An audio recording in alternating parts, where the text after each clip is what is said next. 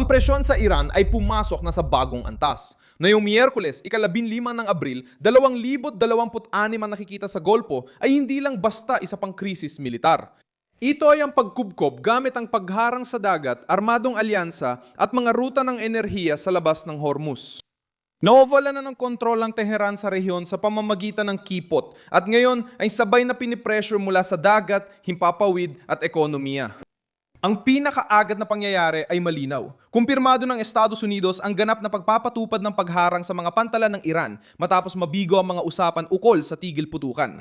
Lalong tumindi ito noong ika-13, 14 at 15 ng Abril. At sumabog ito sa pinakasensitibong daanan ng enerhiya ng planeta. Hindi lang sa dagat ang pagkabigla, kundi pati sa paglapit ng Saudi Arabia at Pakistan. Ayon sa Reuters, pumirma sila ng formal na kasunduan sa depensa noong Setyembre 2025. At ngayon, noong ika-11 ng Abril, nagpadala ang Pakistan ng mga eroplanong pandigma at mga eroplanong pansuporta sa base himpapawid ng King Abdul Aziz sa silangang bahagi ng Saudi Arabia, malapit mismo sa Golpo. Mabigat ito dahil ang Pakistan na namamagitan sa pag-uusap ay siya ring napapalakas sa panig laban sa Tehran. Matindi, malamig at simbolikong hakbang ito. Habang may usapan ng tigil putukan, dumarami ang militar sa pintuan ng Iran. Ang hakbang na ito ay sagot sa isang mapanirang tanong. Paano napapalibutan ng Tehran ng kombinasyon ng lakas militar at muling pagposisyon sa rehiyon? Mas napoprotektahan ng Saudi Arabia, lumalapit ang Pakistan sa Gulpo at nananatili pa rin sa sentro ng presyon ang Estados Unidos. Sa parehong araw na iyon, ika-15 ipinakita rin ng Reuters na naglabas ang Riyadh ng karagdagang $3 bilyong bilang suporta sa Pakistan na nagpapalakas ng ugnayang hindi na lang basta diplomatiko. Nakakatulong ba itong ipaliwanag? Bakit hindi mukhang biglaan ang pagkubkob? Meron itong pundasyong pampolitika, pundasyong pinansyal, at ngayon ay may pundasyong operasyonal na rin. Pero ang pinakatahimik na dagok ay nasa enerhiya. Ibinalik ng Arabyang Saudi noong Abril, 12 ang buong kapasidad ng oil pipeline mula Silangan hanggang Kanluran sa 7 milyong bariles kada araw. Dahil sa mga pag-atake ay kaugnay ng digmaang may kinalaman sa Iran, dinadala ng pipeline ng langis mula Golpo papuntang Iambu sa Dagat Pula nang hindi dumadaan sa Hormuz. Binabago nito ang laro. Mahalaga pa rin ang kipot pero hindi na ito ang tanging makitid na daanan ng mahalagang produksyon ng Saudi. Sa ibang salita, kapag muling binuksan ng Riyadh ang arteryang ito, nababawasan ang bigat ng banta ng Iran sa daloy ng langis. Ipinapakita ng mga numero kung bakit ito kinatatakutan ng Tehran.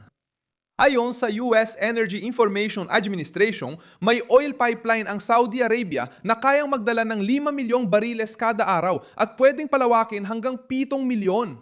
At ang United Arab Emirates ay napapatakbo ng isa pang daanan na may kapasidad na 1.8 milyong bariles kada araw papuntang Fujairah sa Golpo ng Oman.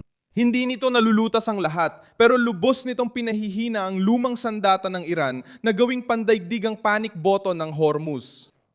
Naintindihan na ng merkado ang mensaheng ito. Inanunsyo ng South Korea nitong Miyerkules na natiyak nilang 273 milyong bariles ng krudo at 2.1 bilyong tonelada ng naphtha gamit ang alternatibong ruta na hindi dumadaan sa Hormuz. Nanghako ang Saudi Arabia na magpapadala ng 50 milyong bariles mula Abril hanggang Mayo sa mga daungan sa Dagat Pula at bibigyan prioridad pa ang dagdag na 200 milyong bariles hanggang katapusan ng taon.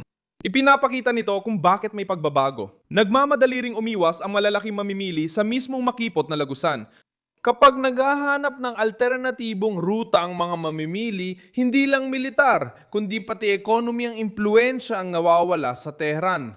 Dahil dito, ang nangyayari ay hindi isang klasikong pananakop, kundi isang pagsisikip ng puwang. Pinalilibutan ang Tehran ng mga karibal sa rehiyon, kaalyadong banyaga at merkado ng enerhiya na sabay-sabay gumagalaw. Kapag nangyari ito, nawawalan ng puwang ang rehimen ng Iran para manakot at nawawalan din ng oras para makipagnegosasyon mula sa mas paborableng posisyon. Nanatiling mahalaga ang kipot, pero hindi naganap na umaasang lahat sa Hormuz at dito mismo nagmumula ang pagyanig. Nawawala na ng halaga ang pinakamakapangyarihang barahan ng Iran. Mali kung isipin nating tapos na ito. Sabi ng Associated Press, marupok pa rin ang tigil putukan at hanggang Abril, 22 lang ang kasunduan. Ayon sa Reuters, sensitibo pa rin ang langis at maaring magdulot ng pagkabigla sa merkado ang bagong pag-atake. Kaya, ganito ang panghuling sitwasyon. Ang Tehran ay nasa ilalim ng matinding presyon dahil sa kinakaharap nitong blockade. Nakikita nitong nagbubukas ng mga ruta ang mga karibal para maiwasan ang Hormuz at nasasaksihan ang papalapit na ugnayang militar sa pagitan ng Saudi Arabia at Pakistan. At hinaharap nito ang mga mamimili na sinusubukang bawasan ang kakayahan nitong mga pressure, lalong humihigpit ang pagkubkob na yon. Simple lang ang dahilan. Pag may alternatibong ruta at malakas na alyansang militar, humihina ang kakayahan ng Iran na magbanta.